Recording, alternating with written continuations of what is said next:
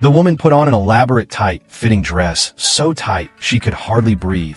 Today was her wedding day, but she secretly hid a dagger against her chest. The maids dressed her as the most beautiful bride. She was about to marry a prince she had only just met. They exchanged rings. The prince kissed her, and the queen placed a crown upon her head. She thought she had finally become part of the royal family.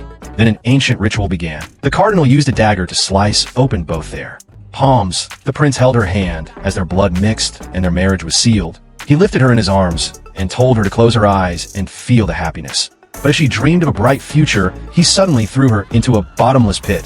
Fear and despair filled her heart, and her screams awakened a sleeping dragon. When she looked around, she saw countless jewels scattered across the floor. Faint light and strange sounds came from deeper within the cave. She followed them and saw countless small birds wrapped in flames flying toward her. That is when she realized she was just a sacrifice offered to the dragon by the royal family. A low growl came from behind her, and the woman turned and ran desperately. The dragon's fire almost devoured her.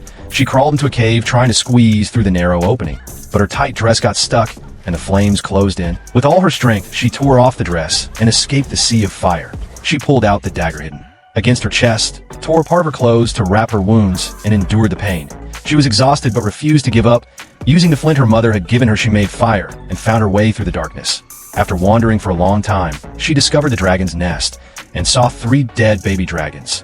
Finally, she understood the reason for the dragon's rage. It hated the royal family for killing its children and demanded their bloodline as retribution, raising her sword toward the dragons as she showed the wound on her palm carrying royal blood. The woman finally defeated the dragon and brought it back to the palace for revenge. She stepped into another fake wedding and told the new bride to leave. The dragon soared above the castle, standing behind her. When she walked away, the entire palace was engulfed in flames, and all her enemies perished.